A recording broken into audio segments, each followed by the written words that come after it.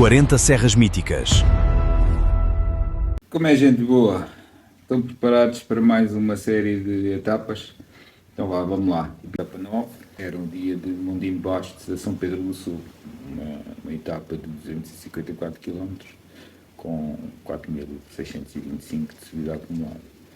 É assim, inicialmente a etapa não tinha assim grandes desafios, o desafio acabou por ser o tempo. Porque eu, quando saí do hotel de manhã, é que percebi que estava tudo cheio de nevoeiro e estava a chover. E eu até acho que foi melhor assim. Se eu tivesse percebido antes de sair que as condições climatéricas eram aquelas, mentalmente já tinha ficado um bocadinho perturbado. Assim, fui confrontado com a cena, olha, tive que ir.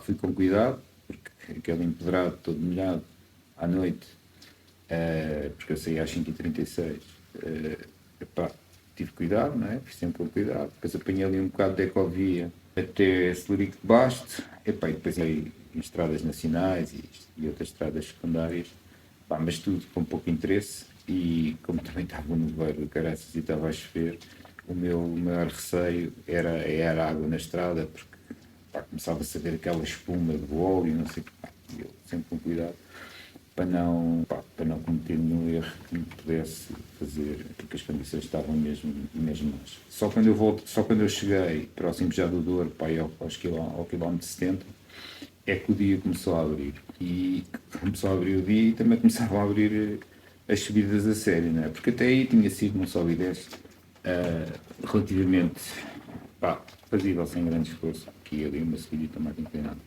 Mas pronto, aí quando eu cheguei a essa zona do Douro, também muito bonita, aí sim começou a ser bonito. Até aí não tinha tido interesse nenhum. Quando eu cheguei a essa zona, portanto, começa a subida, e essa subida era para a Serra de Montemuro, portanto, a subida toda desde cá de baixo do Douro até lá acima, à Serra de Montemuro, são capazes de ser para aí, se calhar uns 25 km ao todo, desde mesmo cá do Douro. Eu fiz os primeiros 5 ou 6 até Sinfãs, depois para em Sinfãs para comer. Comi bem, lá numa pastelaria, comi os bolos fantásticos. Aquilo foi mesmo delicioso. E depois segui para fazer o resto da subida de Montemuro, que ainda demorou um bocadinho. As pendentes também não eram muito agressivas, aquilo era mais ou menos constante, tirando ali uma parte em que tinha um descanso durante 2 ou 3 km. O resto era sempre mais ou menos constante a subida, nos 5%, portanto, não era assim muito dramático. E cheguei lá acima ao topo de Montemuro, estava outra vez a ficar no nevoeiro. Mas estava mais uma serra feita e depois a partir daí foi descer. Descer e depois fazer ali um bocado da Nacional 2, depois de ter descido, fiz ali um bocado da Nacional 2 e entrei numa zona de parques eólicos a perder de vista, também bonito. Fui direito a Tarouca, passei em Tarouca, a ideia era parar em Tarouca, mas mais uma vez também não vi nada de jeito do sítio onde passei, e depois pensei, isto mais à frente há qualquer coisa mais. E fui andando, às tantas já estava a fazer a Serra de Liumil e ainda não tinha parado.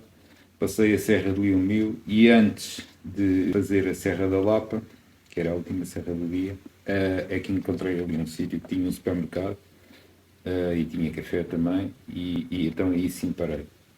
Fiz essa paragem, comi bem, cheguei como aquilo era supermercado, eles não vendem nada em doses individuais, não é? Portanto tive que comprar coisas com mais quantidade, tudo aquilo que eu comprei tive que consumir.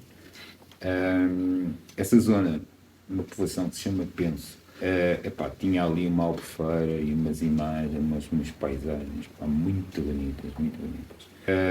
Arranquei em direção à subida para a Serra da Lapa. A subida tem um santuário lá em cima, mas depois continua-se, tem que ir lá acima e voltar.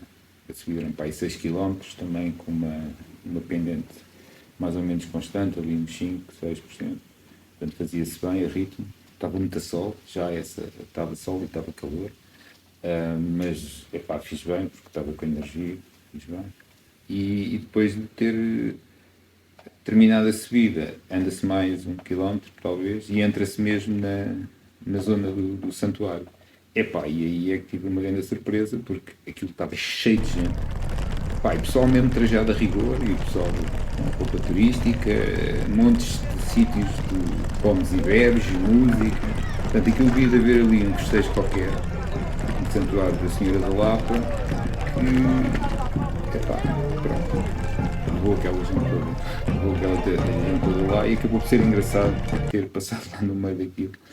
Com o pessoal todo, uns mascarados, não é? Portanto, eu digo trajados a rigor, é tipo com traje de época, não é? Portanto, por isso é que eu digo que devia de ser uma festa típica qualquer.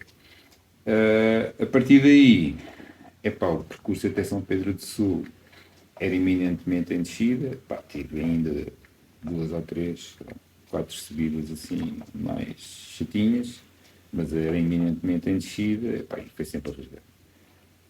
Eu, quando cheguei a São Pedro do Sul, portanto, o alojamento ficava por causa de 4 km do percurso, ficava nas termas de São Pedro do Sul, já tive que fazer esse bocado. E cheguei ao alojamento, também era um alojamento modesto, mas com condições suficientes. O jantar tive que fazer fora, mas o pequeno almoço eles tinham lá.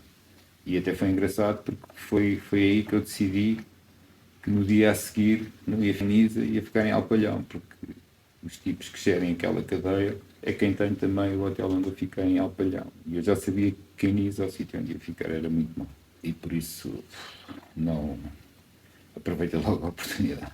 Espero que tenham gostado desta partilha, que isto vos tenha proporcionado ter alguma ideia daquilo que eu fiz.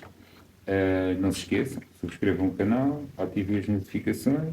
Se não quiserem fazer nada disso, fiquem à espera que eu meta uns posts, uns stories a dizer que vai sair no episódio. Abraço e até o próximo episódio.